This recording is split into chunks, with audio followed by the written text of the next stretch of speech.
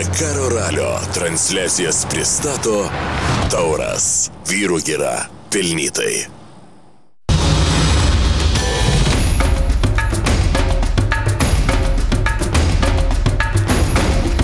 Labas vakaras, BTV žiūrovai, šiandien 9 Dakaro diena, 8 greičio ruožas. Ir lenktynininkus pasitinka Bolivijos prezidentas Ivas Moralesas. Motociklams Bolivijoje šiandien bus nepamirštama diena. Šiandien papasakosim apie tai, kaip sportininkus ir jų techniką įtakoja aukštis. Automobilių įskaitoje Carlosas Sainzas važiuoja aukščiau savo automobilio galimybių ribų.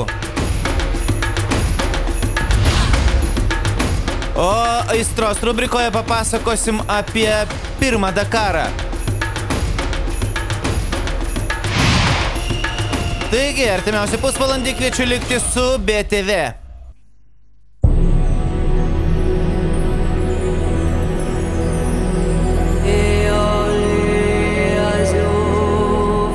Bolivija. Nauja šalis Dakaro ralio istorijoje. Viena iškiliausių Lotynų Amerikos šalių.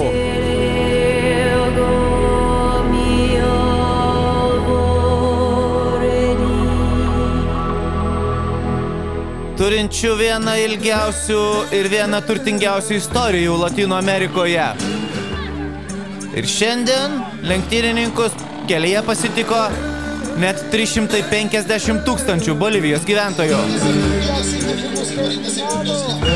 Pasitiko nepaprastai, mojavo vėliavom, žinoma, nacionaliniai kostiumai.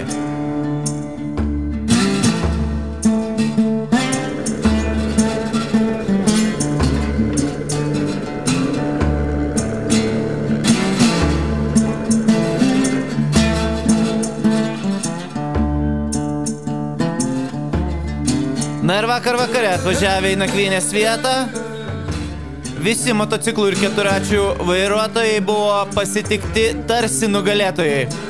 Ir žinoma, svarbiausias yra bolivietis. Tačiau štai ir Laia Sanz gavo svečių vainiką.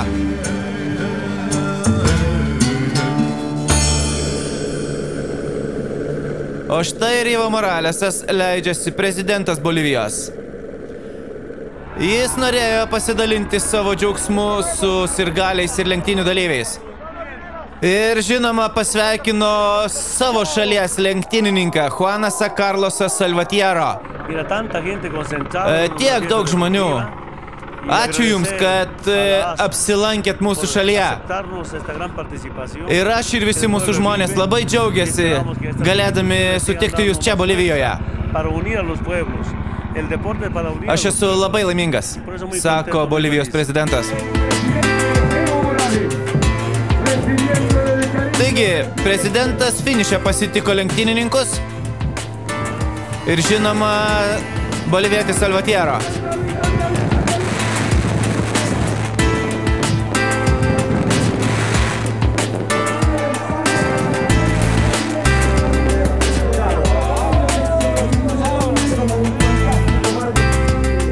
O štai visi dalyviai gavo tradicinius Bolivijos rūbus, pončius. Ir vėliau nusifotografavo su tais rūbais kartu su Bolivijos prezidentu.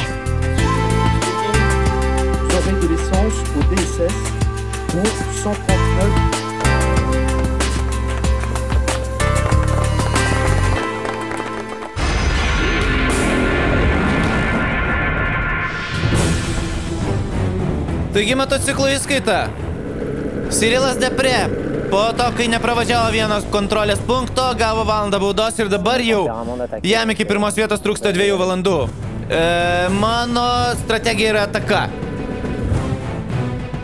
Tuklo nesiseka, jisai praranda greitį dėl aukščio. Bareda Bortas vienintelis priešinasi Markui Komui. Aš kovosiu iki paskutinio trasos metro, nes Hondai būtų fantastika laimėti lenktynes.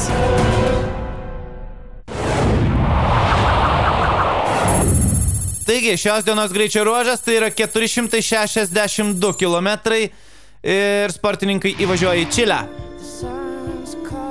Tačiau šiandien ryte visi motociklininkai ir keturračių vairuotojai važiavo tokią vietą, kurios Dakaro istorijoje dar nebuvo.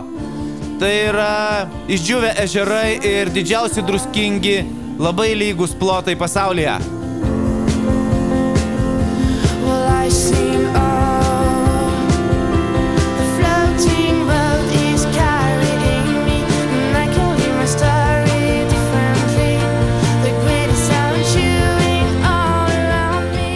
Ir šiandien stebino pietų afrikietis Van Niekerkas.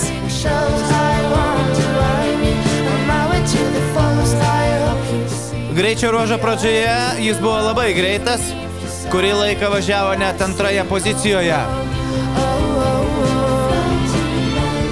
Tačiau vėliau nukrito į 7. vietą. Tai naujas veidas Dakaro lenktynėse.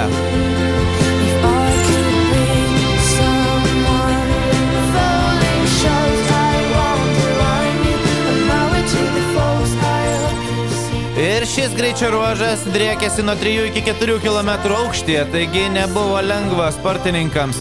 Cyrilas Depré šiandien pirmas. Atsilošė jis šiek tiek laiko, bet tik 2 minutės nuo Marko Komos. O štai Markui Komai buvo labai sunku dėl didelio greičio ruožo aukščio. Finiše jisai vos prakalbėjo, jisai net prarado balsą. Taip stengiasi važiuoti ir palaikyti tokį patį tempą kaip Baredo Bortas ir kaip Cyrilas Depré.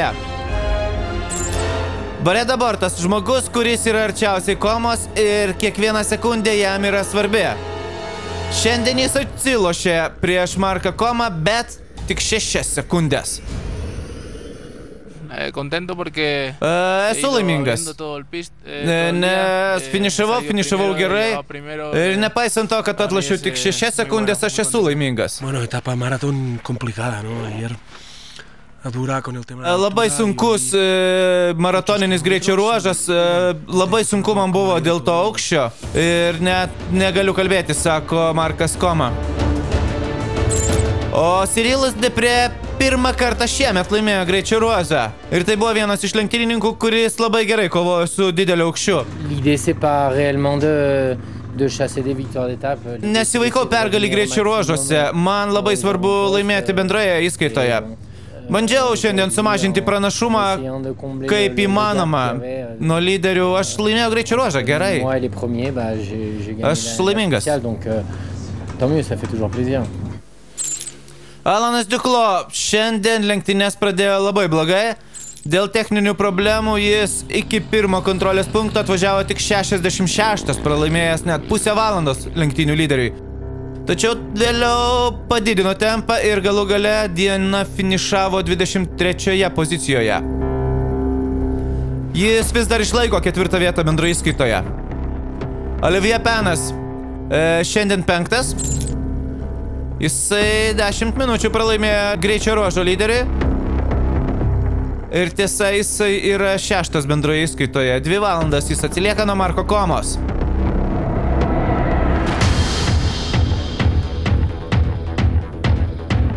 Helderis Rodriguezas šiandien buvo greitesnis už Olivier Paną. Jisai šiandien 4. Tačiau bendroje įskaitoje būtent Olivier pirmauja prieš Helderį Rodriguezą. Rodriguezas tik 8.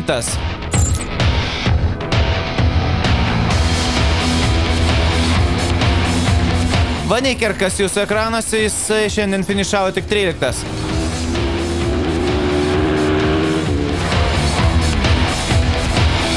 Danielis Gouvetas šiandien 8. Tai yra dar vienas žmogus, kurio dar nematėme šių metų Dakare savo ekranuose.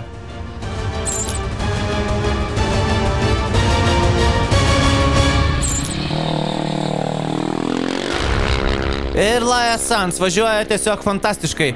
Mergina, kuri aplenkė 3/4 vyrų. Šiandien jinai 15 bendroje įskaitoje kyla į 17 poziciją. Taigi, bendroji įskaita. Nors šiandien Cyrilas Depré laimėjo, jisai toli nuo lyderių.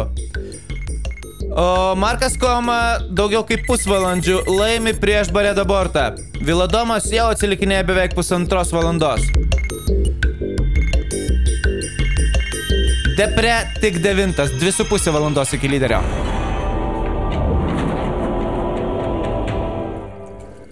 Ir keturračių įskaita. Vakar čilietis Ignacio Casale išsiveržė į keturračių įskaitos lyderius.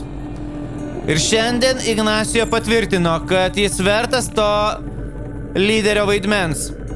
Pradėjęs pirmas, jis visus kontrolės punktus pravažiavo pirmoje pozicijoje ir niekam neleido priartėti net per akimirką.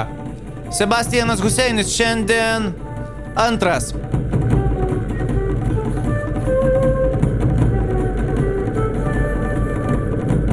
Deja, Huseinis 3,5 valandos pralaimi lenktynių lyderiui. Sergio Lafuente kažkada tai buvęs lyderių keturračių įskaitoje, šiandien tik tai trečias. Ir tai yra trečias iš eilės greičio ruožas, kada jis atvažiuoja trečioje vietoje. Ir bendroje įskaitoje jis jau 22 minutės pralaimi Casaliai.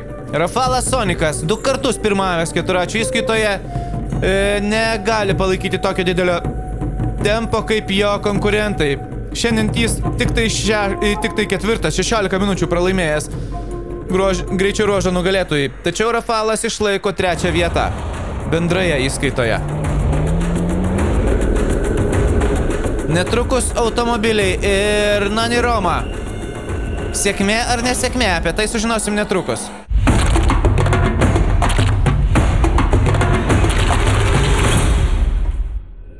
Tačiau prieš tai apie didelį aukštį, dėl kurio kenčia dauguma lenktynininkų. Kartais šis aukštis kyla net iki 5000 metrų virš jūros lygio ir oras čia labai retas. Daugelis lenktynininkų jaučiasi labai išsekę ir labai silpni. Aukštis labai sunku. Viskas tokiam aukštyje yra problema. Ir uolos, ir karštis. Pirma problema yra išretėjęs oras, sako Kristofas Šaponas, lenktynių gydytojas. Kai kurie žmonės tai toleruoja, kai kurie ne. Lenktynininkas jaučia akise lyg rūką ir labai didelį silpnumą. Svarbiausia tokiu atveju gerti daug vandens ir nekentėti dėl dehidratacijos.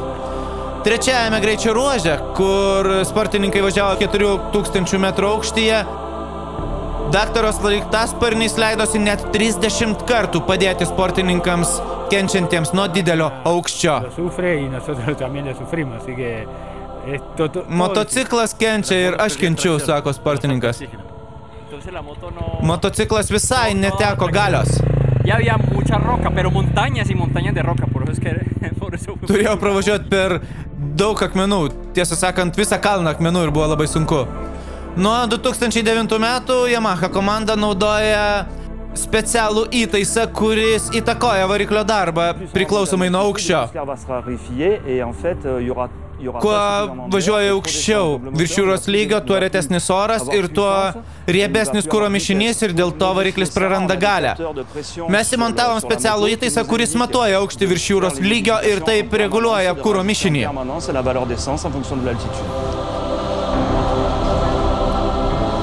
Daugiau kaip 40 motociklininkų nesugebėjo pravažiuoti trečią greičio ruožą dėl didelio aukščio.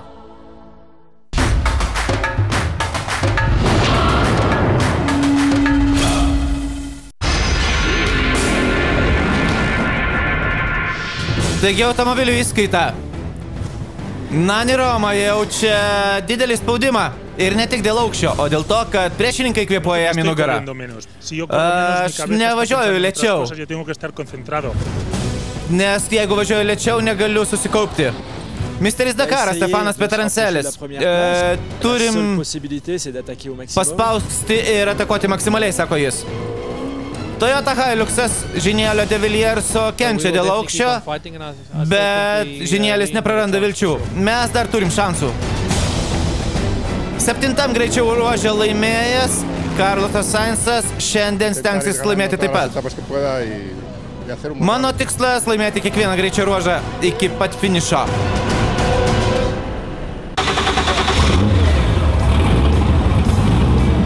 Na ir lietuviai. Lietuviai vakar važiavo labai gerai. Benediktas važiavo 30 ir kyla į 55 vietą bendroje įskaitoje. Antanas Juknevičius 53, finišavo 63 jis bendroje įskaitoje. Ir šiandien apie praėjusį, apie vakar dienos greičio ruožą pasakoja Benediktas ir Antanas Šturmanas, Vytautas Sobolevičius. Turėjome 546 km greičio ruožą. Iš tiesų labai ilgas kelias ir trasoje sugaišom beveik 6 valandas. Tiek laiko atidirbti yra tikrai pakankamai sunku.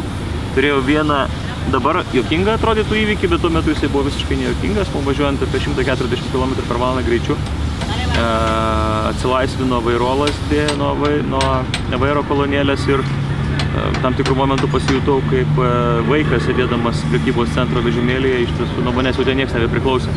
Nuskridome į pievą pas karves ir sakau, dabar yra juokinga, bet mes visai neseniai tenai buvome, gal prieš 20 minučių išvažiavom iš kalnų Serpantinų, kur šitas mūsų įvykis galėjo pasibaigti iš tiesų labai liūdnai arba gal net ir tragiškai. Ilgas greičio ruožas, 530 km kalnuose, kilom į aukščiausias taškas buvo, man atrodo, 4100 metrų, pradėjom irgi gana aukštai 3800, tai taip jautėsi, biškai degonės, kad truko. Buvo vietomis labai greitas greičio ruožas. Buvo netgi tiesiųjų, viena tiesiųjų buvo netgi 25 km, kur reikėjo važiuoti. Greitas tikrai, bet buvo ir tokių vietų, kur kalnuose važiavom serpantinais ir buvo labai siaura. Tiesiog kakli posūkiai tokie, kur greitai nesibėgėsi, nes gali nuvažiuoti, tiesiog nučiuošti nuo kalno. Taigi automobilių įskaita. Šiandien lenktynininkams teko pravažiuoti daugiau kaip 500 km į Čilę ir tada 302 km greičio ruožas. Pusė 5 ryto Carloso Sainzo automobilį dar taisė mechanikai. Tuo metu sportininkas jau kėlėsi ir ruošėsi lenktynėms, nes jis pradėjo pirmas šios dienos lenktynes kaip vakarykščio greičio ruožo nugalėtojas.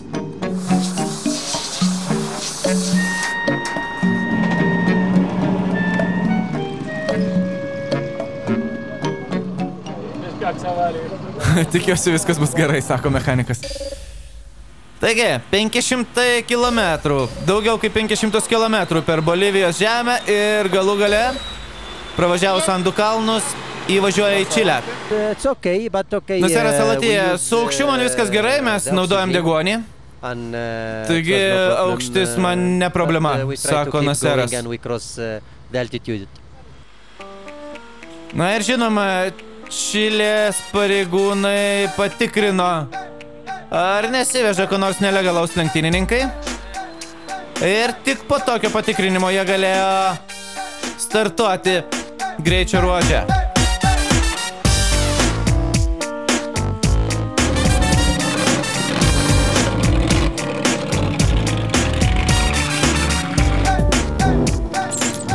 Taigi, Carlosas Sainzas, pravažiavęs 500 km pagal kelių eismo taisyklės, pradėjo greičio ruožą ir pradėjo įspūdingai. Jisai visą dieną pirmavo, tačiau tik prieš pat finišą nukrito į 3 vietą. 2,5 minutės pralaimėjęs šio greičio ruožo nugalėtojui.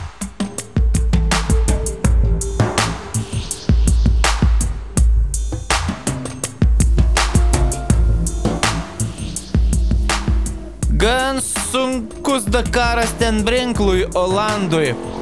Nors šiandien jam viskas sekėsi neblogai. Jisai šiandien parodė 9 rezultatą. O štai Jean-Lielis de Villiersas, kurį netrukus pamatysite savo ekranuose, šiandien skundėsi dėl to, kad jo automobiliui trūko galios dėl aukštikalnių. Dėl to, kad greičio ruožas buvo aukštai kalnuose. Šiandien jis pralaimėjo net 9 minutės greičio ruožo nugalėtojui ir šiandien jis tik 7.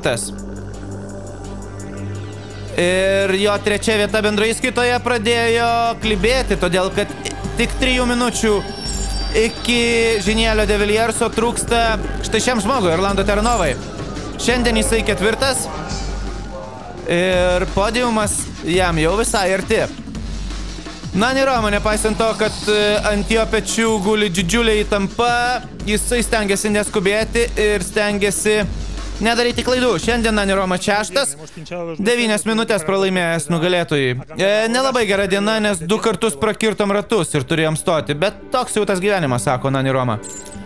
Stefanas Petarancelis, jam liko tik 6 greičio ruožai, kad atsiloštų beveik pusvalandį. Šiandien Stefanas Petarancelis prieš Romą laimėjo beveik 8 minutės. Taigi, šansų dar yra. Vakar Naseras Al-Attiyah finišavo 2, šiandien Naseras yra greičiausias ne tik tarp minių, bet ir tarp visų lenktynininkų. Aukštis labai didelis ir variklis tai jaučia, variklis nėra toks galingas, bet šiaip greičio ruožas geras, sako Al-Attiyah. Taigi, Naseras laimėjo, tačiau pirmauja Nani Roma. Stefanas Petarancelis atlošė 8 minutės, bet jam dar liko 24 beveik. Ir de Viliersas išlaiko 3 vietą, bet Orlando Terranova prie jo priartėjo jau per 3 minutės. Na ir lietuviai. Benediktas Vanagas šiandien finišavo 38, Antanas Juknevičius 51. Netrukus papasakosim apie tai, kaip vakar sekėsi sunkvežimiams. Tačiau iš pradžių naujienos. Po to, kai poilsio dieną mes pastebėjome Sebastianą Loebą bivuake, jį sutikome ir Čilėje, važiuojant per sieną. Taigi, Sebastianas Loebas susižavėjo Dakaru ir toliau važiuoja su visais dalyviais. Po to, kai BJ Baldwinui nesisekė Dakare pirmose greičio ruožuose, šiandien jis taip pat nesusirado daugiau draugų. Niekas šiam karštam amerikiečiui nenori padėti. Ką tu darai? Kodėl tu daužaisi į mano automobilį? Prieš 3 dienas tu taip pat trenkėsi į mano automobilį.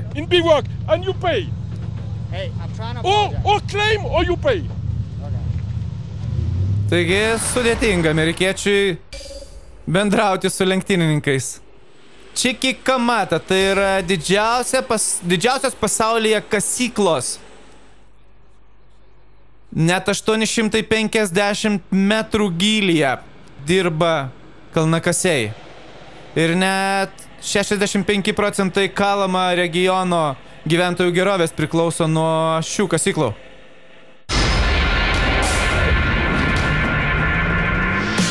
Taigi, sunkvežimių įskaita. Papasakosim apie vakar dienos greičio ruožą, nes šiandien sunkvežimiai dar tik važiuoja. Peteras Versluisas pradėjo 7 greičio ruožą ir atvažiavo 4 į finišą. Tiesa, jis tik 21 bendroje įskaitoje. Alešas Lapraisas šiemet nesiseka šiam čekui ir vakar jis pralaimėjo dar 10 minučių greičio ruožo nugalėtojai. Hansas Teisis 2007 metais laimėjęs Dakarą sunkvežimių įskaitoje, bet šiemet jo didžiausia užduotis yra padėti Gerardui Derojui. Marsenas Van Vlytas.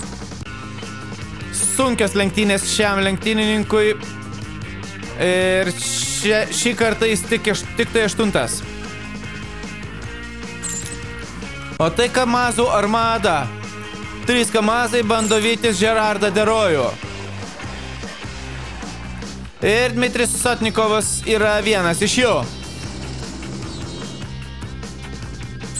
7 greičių ruožiais parodė 4 rezultatą. Eduardas Nikolajevas iki šio greičio ruožo nebuvo laimėjęs nei vieno greičio ruožo šių metų Dakare. Tačiau galų gale pergalė nusišypsojo ir jam. Tiesa, jis tik 3 bendroje įskaitoje, daugiau kaip valandą pralaimi Gerardui Derojui. Andrėjus Karginovas, sunki diena vakar jam, jisai 9 minutės pralaimėjo Gerardui Derojui ir dabar jau 37 minutėm atsilikinėja nuo Olando ir jis kol kas greičiausias iš Kamazų. Ir galų gale Gerardas Derojus. Niekas negali sustabdyti šio Olando šių metų Dakare.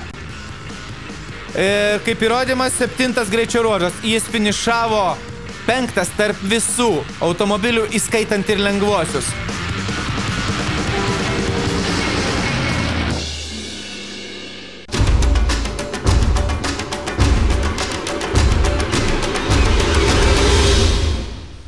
Ir šiandien papasakosim apie tai, kaip lenktynininkams sekėsi pirmajame jų Dakare. Mano pirmasis Dakaras buvo 96 metais. Prisimenu, nes tada pirmą kartą įžengiau į Afrikos žemyną, sako Nani Roma. Davidas Kastera. Labiausiai prisimenu startą savo pirmojo Dakaro. Labai ilgai apie jį svajojau, labai daug žiūrėjau per televizorių, bet didžiausias ir įsimintiniausias momentas yra tada, kai tu pradedi ant podiumo ir tau kažkas paplekšnoja per petį, palinki sėkmės ir tu pradedi važiuoti Dakarą.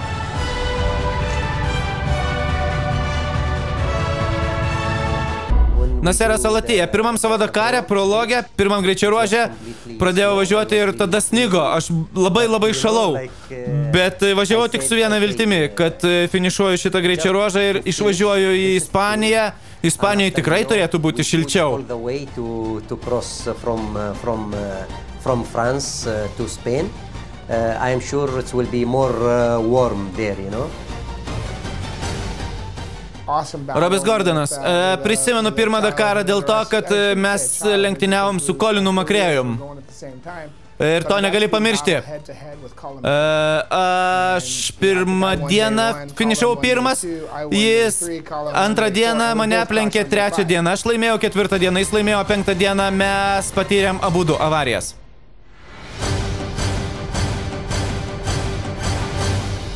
Juanas Bareda. Negeri prisiminimai. 2011 pradėjau Dakarą ir pirmą dieną patyriau avariją, po to bandžiau atsilošti ir antrą kartą patyriau avariją ir turėjau pasitraukti iš lenktynių. Cyrilas Depre. 2000-aisiais buvo pirmas Dakaras, prisimenu techninę komisiją, kuri buvo Paryžiaus centre ir žinoma podiumą. Dakaras prasidėjo pačiam Paryžiaus centre prie Eifelio bokšto. Ir niekada nepamiršiu to jausmo, kai tu su visa apranga, su motociklu prieš 1000 žiūrovų Paryžiaus centre pradedi lenktynes. Tai puikus momentas, sako Cyrilas Depre. Et un logo Dakar compétiteur, ça a été un moment inoubliable.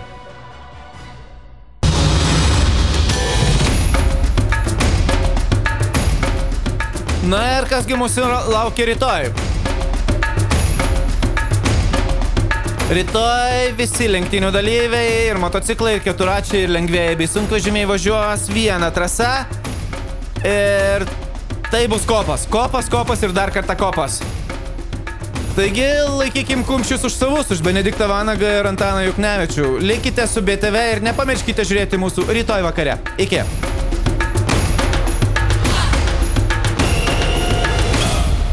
Dakar!